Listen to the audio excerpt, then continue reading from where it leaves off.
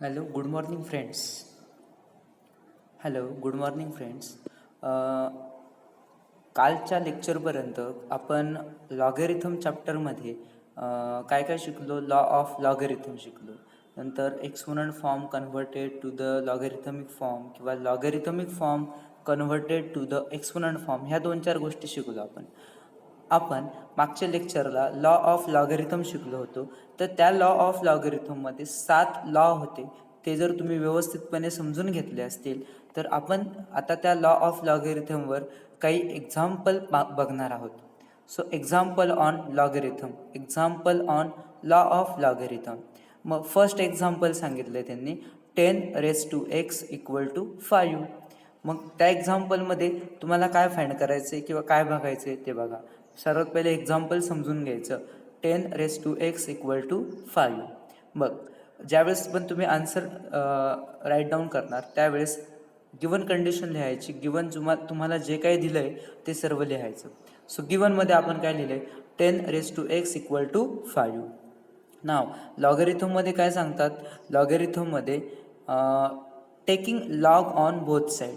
याचा मिनिंग असा होतो की तुम्हाला जे एक्झाम्पल दिले त्याच्या लेफ्ट हँड साईडला आणि राईट हँड साईडला लॉगने मल्टिप्लाय करायचं. म्हणजे ती स्टेप कशी येते, log of see here log of 10⁻⁴ = log of 5 आणि लॉगच्या बेसला जो ई आहे तो नॅचरल लॉग आहे. तो काय आहे, नॅचरल लॉग. सो मग बघा, लॉग ऑफ 10⁻⁴ = लॉग ऑफ 5. मग तुम्ही एक पॉवर रूल शिकले आहात. पॉवर रूल काय सांगतो तुम्हाला, लॉग ऑफ m⁻k = हा जो पॉवरचा k आहे तो पुढे लॉगला मल्टिप्लाय करायचा. म्हणजेच तो काय होतो, log of m⁻k = k × log of m. मग त्याचप्रमाणे तुमच्या एक्झाम्पलमध्ये हा जो 10⁻x आहे तो एक जो पॉवर आहे तो एक्सचा पॉवर कुठे घ्यायचा, लॉगला पुढे घ्यायचा मल्टिप्लाय करायला. सो x इंटू मग तो काय येतो, x × log of 10⁻e = log of 5. म्हणजेच तुम्हाला एक्सची व्हॅल्यू फाइंड करायची. मग एक्सची व्हॅल्यू कशी येते, हा x × लॉग ऑफ 10 जर लेफ्ट हँड साईडला मल्टिप्लाय तर तो राईट हँड साईडला गेल्यानंतर डिवाइड होतो. म्हणजेच तुमचा आन्सर काय भेटतं, x = log of 5 upon log of 10. हे झालं तुमचं एक्झाम्पलचं आन्सर. म्हणजे अशा पद्धतीने तुम्ही ते एक्झाम्पल सॉल्व्ह करू शकतात. त्याच पद्धतीने तुम्हाला मी सेकंड एक्झाम्पल देतो फॉर होमवर्कसाठी. सेकंड एक्झाम्पल काय, 7⁻x = 16. 7⁻x = 16 हे एक्झाम्पल तुम्हाला होमवर्कला ते सर्वांनी सॉल्व्ह करायचं आहे. नाव थर्ड नंबरचं एक्झाम्पल आपण बघणार आहोत. थर्ड नंबरचं एक्झाम्पल दिले त्यांनी, log of 9⁻³ log of 9⁻³ now. मग नेहमीप्रमाणे जे गिवन दिलंय ते लिहायचं. Let log of 9⁻³ = x. मग आपण लॉगॅरिथमिक फॉर्म किंवा एक्सपोनंट फॉर्म शिकलो आहोत. तर तुम्हाला दिलेलं एक्झाम्पल कोणत्या फॉर्ममध्ये, लॉगॅरिथमिक फॉर्ममध्ये. त्याला आपण x मानलेलं आहे. म्हणजे लॉग ऑफ 9⁻³ = x.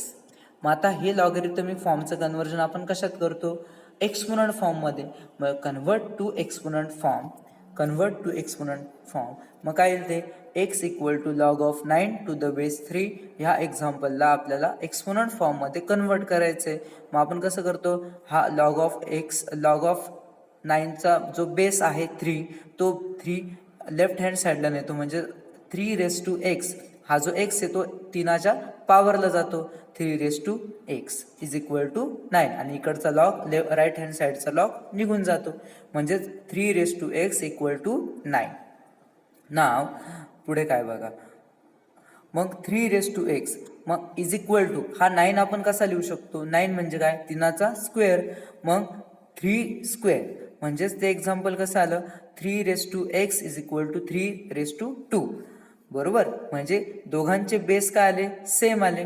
जसं आपण लॉ ऑफ लॉगॅरिथममध्ये शिकलो आहोत की जर बेस सेम असेल तर दोघांची पॉवर इक्वेट करायची. म्हणजे इथं काय, 3⁻x = 3⁻2 म्हणजे इथं काय आलं, बेस आर सेम.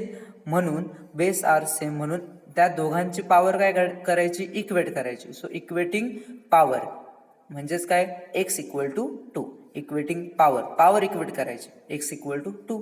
तुम्हाला xचा आन्सर भेटला. ओके, अशा पद्धतीने एक्झाम्पल. नाव next example number 4. Example number 4 मध्ये काय दिले बघा. एक्झाम्पल नंबर 4 मध्ये काय दिले बघा.